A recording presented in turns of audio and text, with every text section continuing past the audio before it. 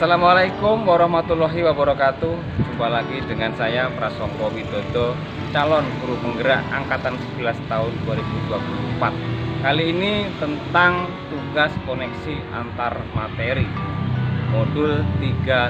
Seperti apa tugas koneksi antar materi yang saya kerjakan? Terus ikuti video berikut ini. Koneksi antar materi modul 3.2, pemimpin dalam pengelolaan sumber daya. Prasongko Widodo, CGP angkatan 11 tahun 2024, Jember, Jawa Timur. Terima kasih kepada Bapak Supiliono SPD selaku fasilitator dan juga Bapak Birul Alim SPD selaku pengajar praktek. Dengan dukungan dari Bapak berdua ini, tugas koneksi antar materi bisa terlaksana dengan lancar. Semua pengetahuan terhubung ke semua pengetahuan lainnya. Yang menyenangkan adalah membuat koneksinya.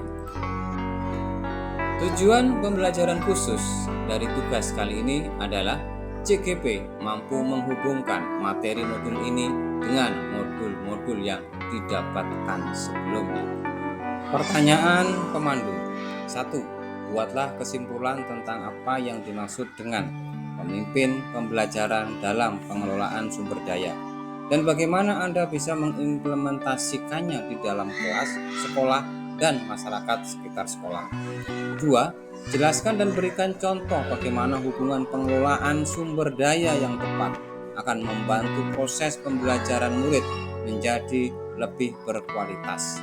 3. Berikan beberapa contoh bagaimana materi ini juga berhubungan atau keterkaitan dengan modul lainnya atau sebelumnya selama mengikuti pendidikan guru penggerak.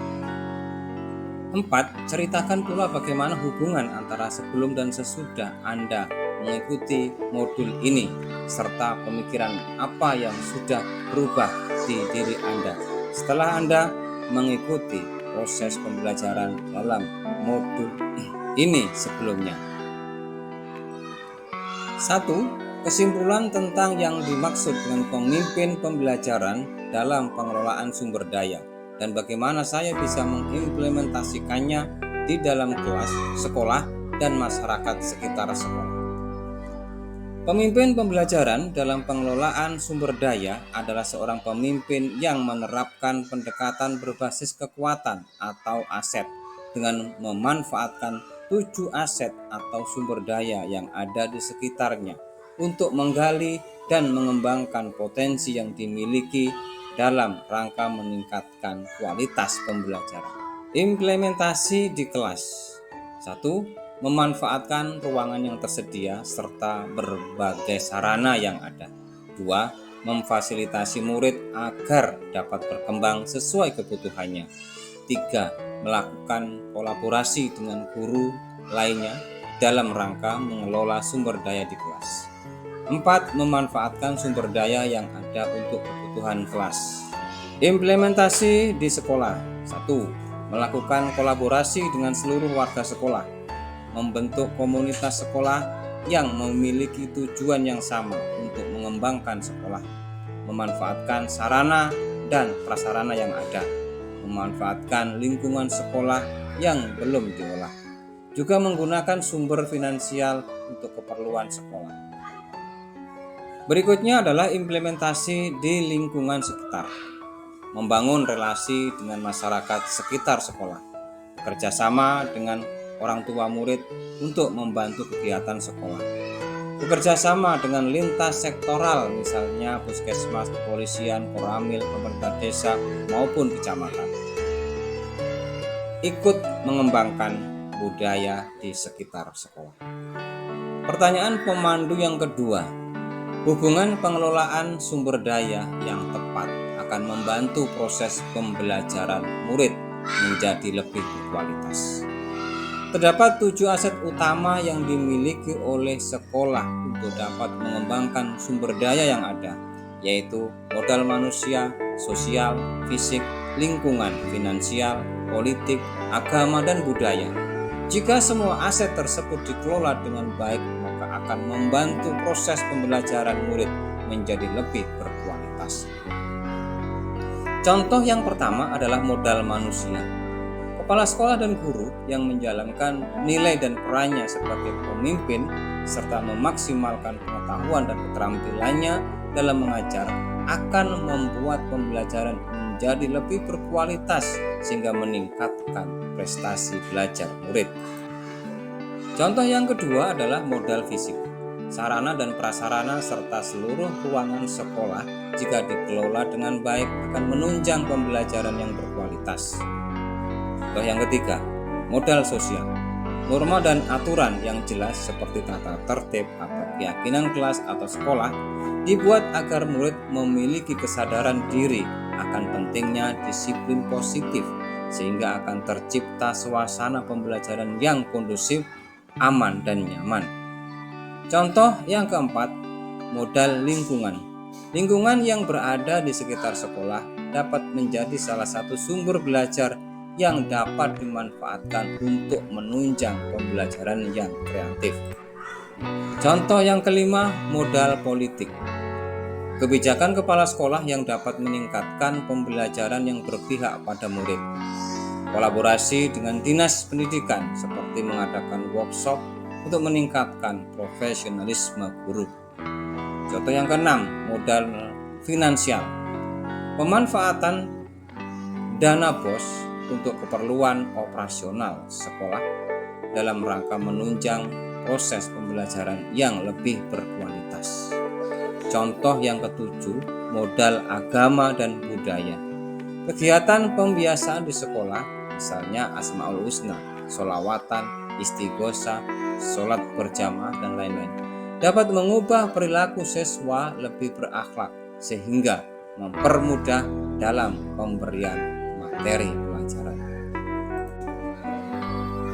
Pertanyaan pemandu yang ketiga, kaitan atau koneksi modul 3.2 dengan modul lainnya. Yang pertama, koneksi dengan modul 1.1 refleksi filosofis pendidikan nasional Ki Hajar Dewantara.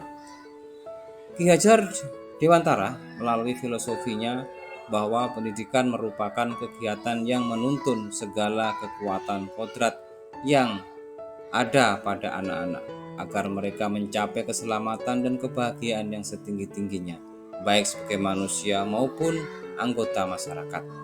Pemanfaatan 7 aset kekuatan lembaga merupakan kekuatan utama yang harus dikelola oleh pemimpin pembelajaran agar dapat melaksanakan proses pembelajaran yang menyenangkan dan berpihak pada murid. Apalagi kita sudah tahu bahwa murid bukanlah kertas kosong, namun setiap murid sudah memiliki potensi yang berbeda-beda. Dan tugas kita sebagai guru hanya menuntun dan menebalkan potensi yang sudah mereka miliki. Oleh karena itu, pengelolaan aset harus efektif dan efisien. Koneksi dengan modul 1.2, nilai dan peran guru penggerak. Guru sebagai pendidik merupakan salah satu dari 7 modal utama, yaitu yang berupa modal manusia. Guru sebagai pemimpin pembelajaran mempunyai nilai dan peran yang sangat penting dalam proses pembelajaran di kelas, sehingga nilai-nilai mandiri, kolaboratif, reflektif, inovatif, dan berpihak pada murid harus dijadikan landasan dalam terciptanya peserta didik yang sesuai dengan profil pelajar Pancasila. Guru juga dapat berperan dalam membangun kondusivitas di lingkungan sekolah, misalnya sebagai pemimpin pembelajaran, menggerakkan komunitas praktisi, menjadi coach bagi guru lain, mendorong kolaborasi antar guru, serta mewujudkan kepemimpinan murid. Dengan nilai dan peran guru yang selalu aktif, maka akan mampu menciptakan generasi unggul, generasi yang berkembang berdasarkan bakat dan minat.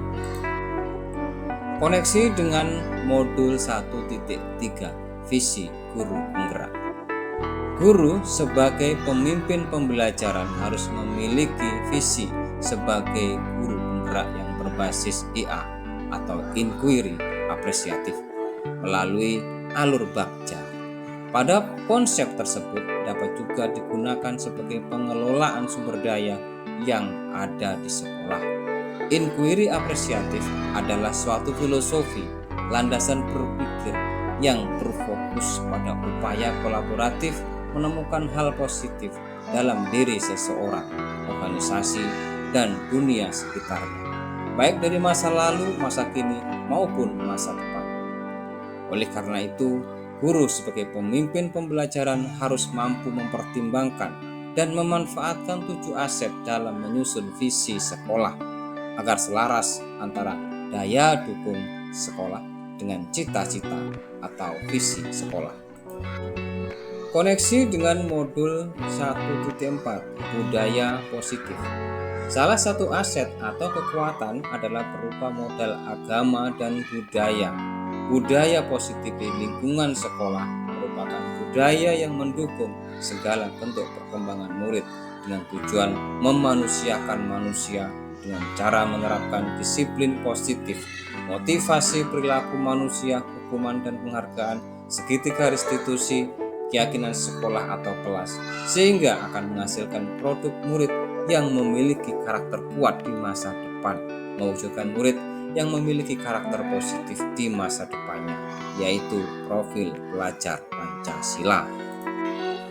Koneksi dengan modul 2.1 pembelajaran untuk memenuhi kebutuhan belajar murid atau pembelajaran berdiferensiasi.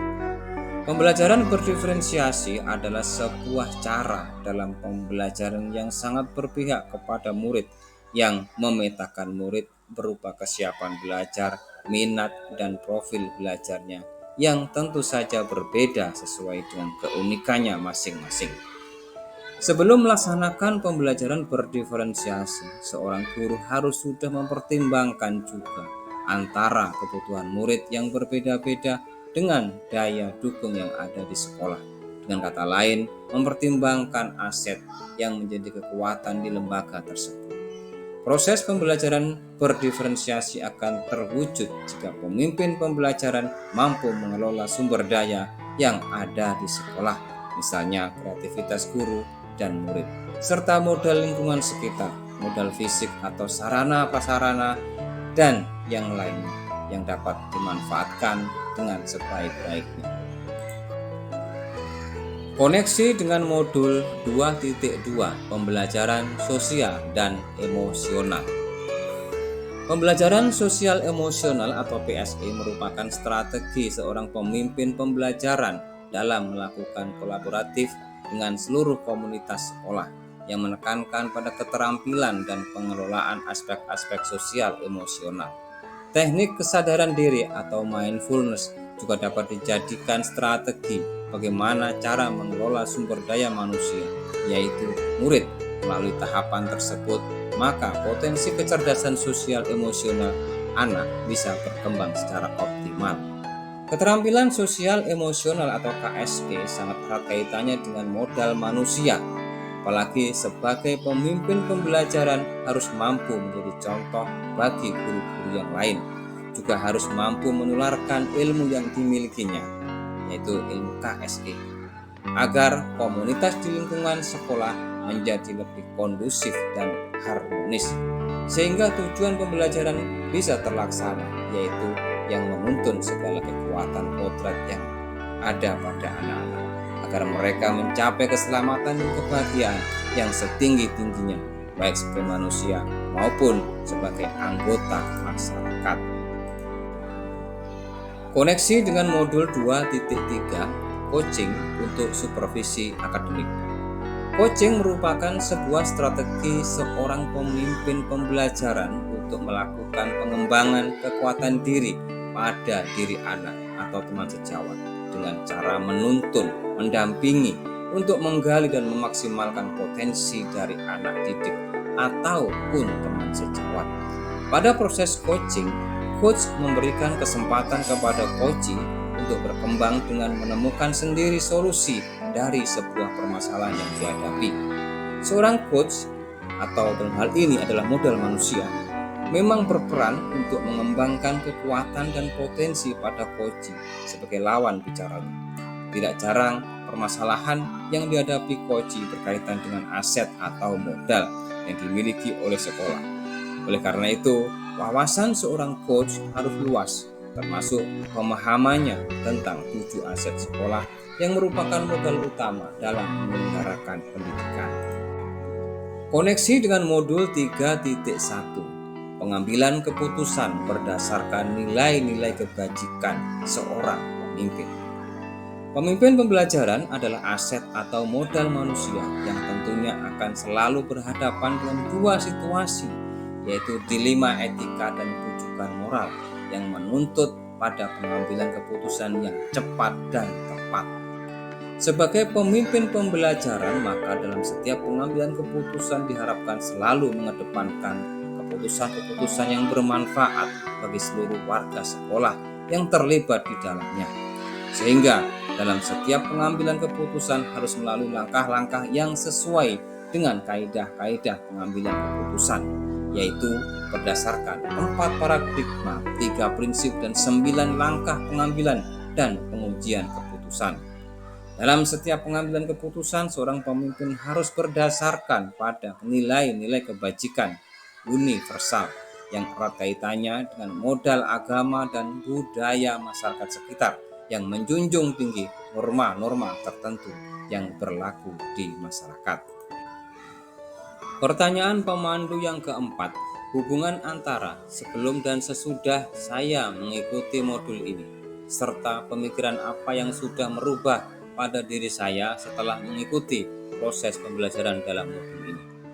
Yang pertama, sebelum mempelajari dan memahami modul 3.2, saya selalu bertindak dalam pengelolaan kelas atau pengambilan keputusan lebih banyak berdasarkan pada kekurangan atau kelemahan, sehingga menyebabkan perasaan yang pesimis, keraguan-raguan, pikiran negatif, sehingga berakhir dengan kegagalan. Selain itu, saya juga berpikir bahwa aset hanyalah berupa fisik, finansial, dan manusia. Setelah mempelajari modul 3.2, wawasan dan pola pikir mengenai pemimpin pembelajaran dalam pengelolaan sumber daya menjadi berubah. Ternyata, seorang pemimpin seharusnya selalu mengedepankan pola pikir yang berbasis kekuatan atau aset yang dimiliki, sehingga hal ini membuat pikiran kita menjadi positif dan optimis akan sebuah keberhasilan. Selain itu, saya juga memahami bahwa ternyata ada 7 aset yang menjadi kekuatan utama dalam mengembangkan sekolah, yaitu modal manusia, sosial, fisik, lingkungan, finansial, politik, agama, dan budaya. Demikian tadi tugas koneksi antar materi modul 3.2. Terima kasih sudah menonton video dari tugas ini. Semoga bermanfaat dan kita akan berjumpa lagi di tugas-tugas berikutnya masih dalam rangka diklat calon guru penggerak. Terima kasih. Wassalamualaikum warahmatullahi wabarakatuh.